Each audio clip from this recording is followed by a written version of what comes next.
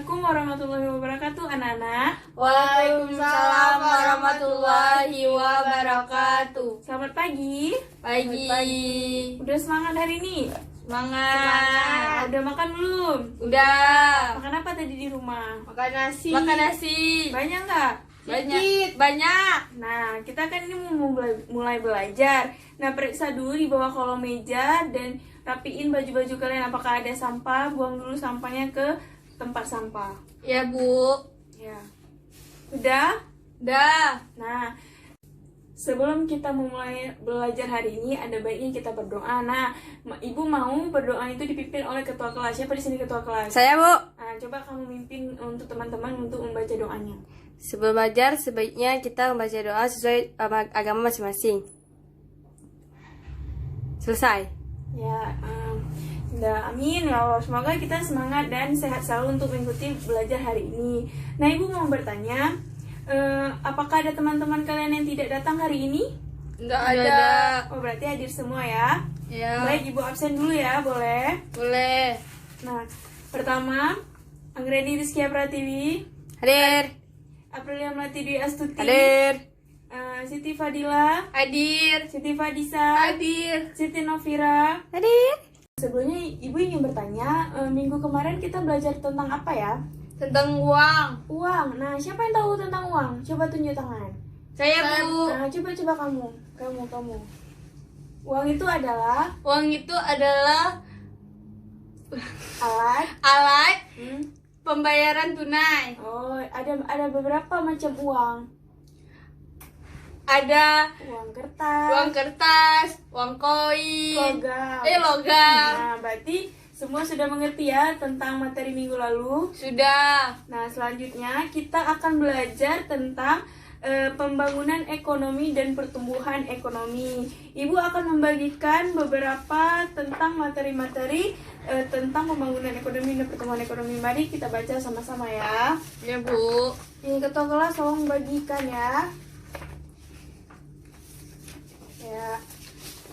Nah, jadi di sini pertama ada pertumbuhan ekonomi dan pembangunan ekonomi. Nah, siapa yang bisa membacakan tentang pembangunan ekonomi yang gede suaranya? Ayo, siapa? Saya, Bu. Nah, coba kamu baca tentang pembangunan ekonomi. Pengertian pembangunan ekonomi. Pembangunan ekonomi sering dikaitkan dengan upaya meningkatkan dan mempertahankan pendapat per kapita masyarakat dengan tetap mempertimbangkan tingkat pertambahan penduduk disertai perubahan struktur ekonomi. Nah, terus? Pembangunan ekonomi merupakan pertumbuhan ekonomi yang diikuti perubahan aspek lain dalam perekonomian seperti perkembangan mutu pendidikan, pengembangan keahlian tenaga kerja, kemajuan teknologi, serta peningkatan taraf kemakmuran masyarakat.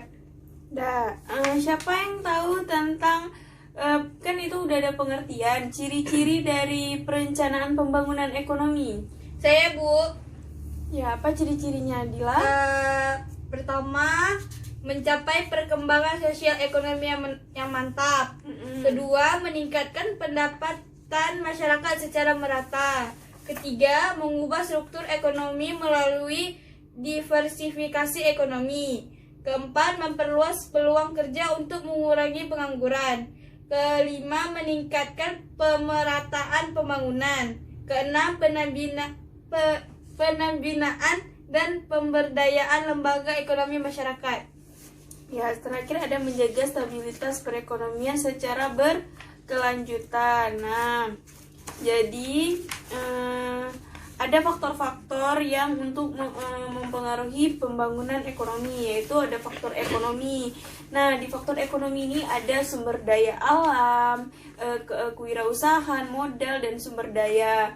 Nah, itu kan Ibu sudah memberikan materi dan nanti akan Ibu berikan PPT untuk kalian mempelajarinya. Selanjutnya tentang pertumbuhan ekonomi. Coba siapa yang bisa tentang pertumbuhan ekonomi? Saya, Bu. Ya, apa pertumbuhan ekonomi? Pertumbuhan ekonomi berkaitan dengan pengukuran kinerja perekonomian suatu negara selama periode tertentu. Ya. Kinerja perekonomian ditandai dengan kenaikan produk domestik bruto atau PDB suatu negara tanpa memandang kenaikan tersebut lebih besar atau kecil dari pertumbuhan penduduk dan tanpa memandang perubahan dalam struktur perekonomian.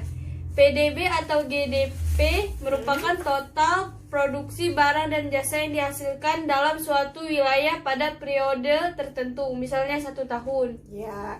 Nah, itu ada contoh dan rumus tentang cara mengukur ekonomi dan pertumbuhan ekonominya. Jadi itu R itu T sama kurang 1, T itu R itu maksudnya adalah tingkat pertumbuhan ekonomi dinyatakan dalam persentase ya. Itu terus ada PDBT itu pendapatan nasional. Dari situ, semua situ sudah ada keterangannya.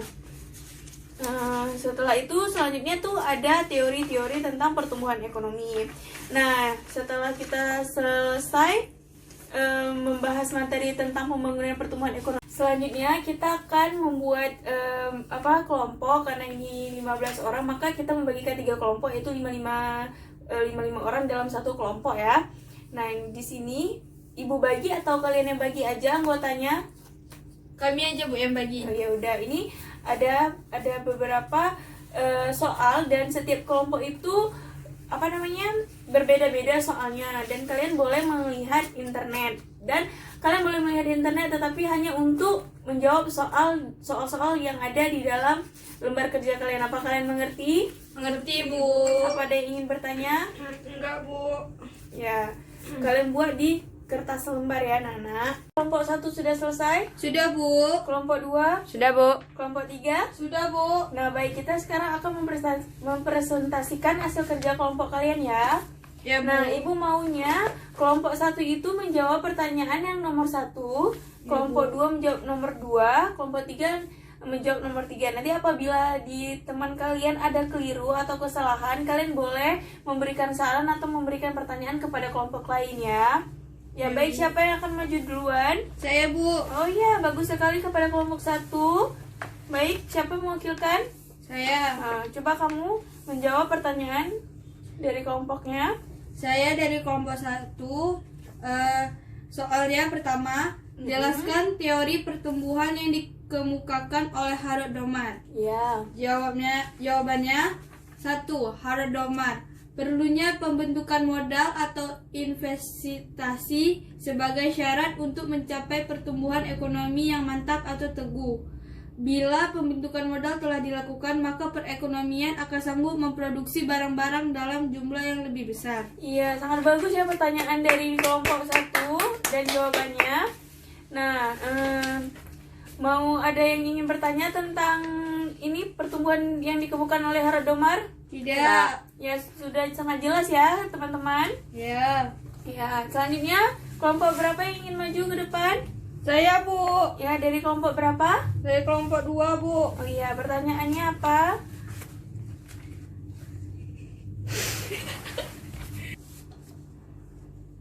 Ya, selanjutnya kelompok berapa yang ingin menjawab pertanyaan dari kelompok? Dari kelompok 2 Bu. Ya, siapa yang mewakilkan? Saya Bu. Ya, coba kamu. Saya dari kelompok 2. Jelaskan teori pembangunan ekonomi menurut Bruno Hildebrand.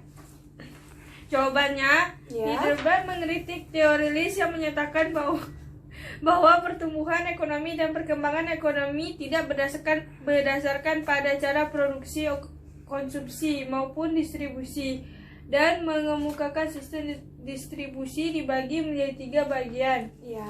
yaitu perekonomian zaman barter, perekonomian zaman uang, perekonomian zaman kredit. Nah, dulu tuh kan kita tuh, jadi maksud dari Hildebrand ini perekonomian zaman barter tuh, zaman dulu tuh kita saling tukar menukar barang kan ya. Yang membutuhkan akan menukar barangnya kepada yang membutuhkan juga kan.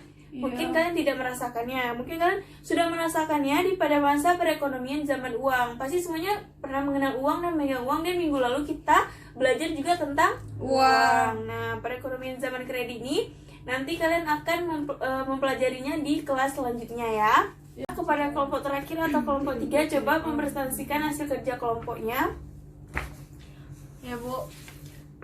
3. Tuliskan masalah-masalah pembangunan ekonomi di negara berkembang. A. Adanya ketidakmerataan pendapatan. B. Kekurangan modal. Jawabannya, pada masalah negara Ya.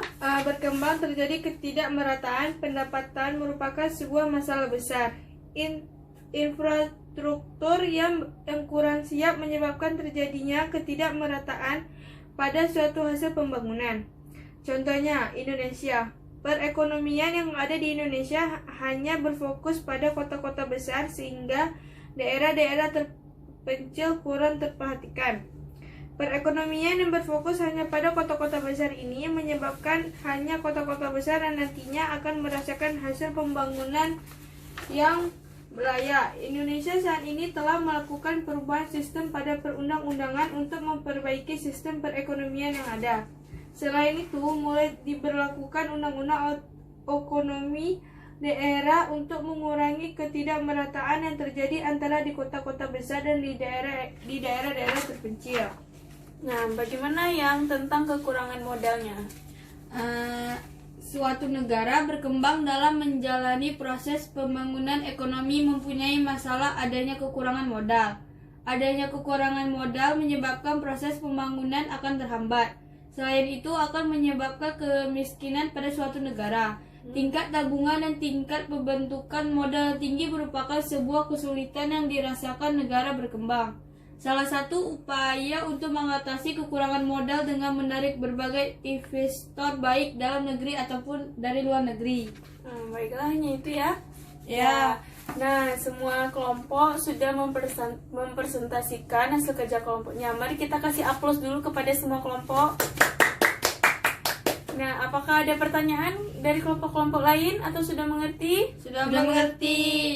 Baik, dan di sini Ibu akan mengambil kesimpulan dari pertumbuhan sama pembangunan ekonomi ya. Jadi pertumbuhan selalu digunakan sebagai suatu ungkapan umum yang menggambarkan tingkat perkembangan suatu negara yang akan diukur melalui persentase pertambahan pendapatan nasional real.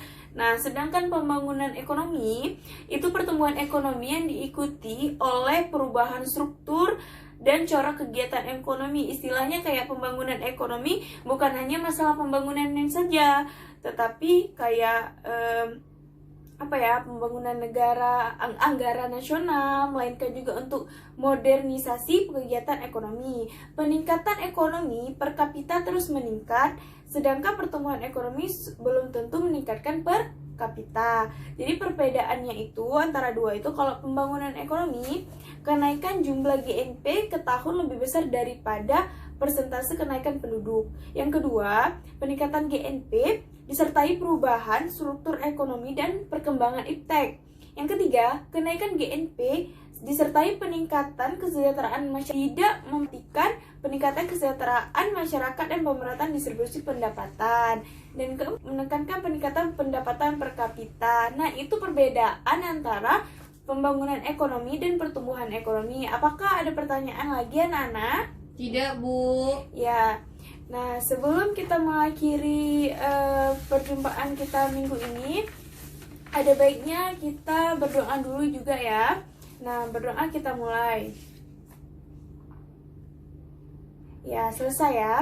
Nah, jadi kalian harus belajar baik-baik di rumah, membaca materi yang Ibu berikan tadi, dan PPT yang Ibu berikan nanti akan Ibu kirimkan atau nanti pada sistem daring atau e-learning Ibu akan menampilkan atau mengirimkan video-video tentang pertumbuhan dan pembangunan ekonomi. Minggu depan kita akan mempelajari lagi lebih lanjut. Terima kasih anak-anak.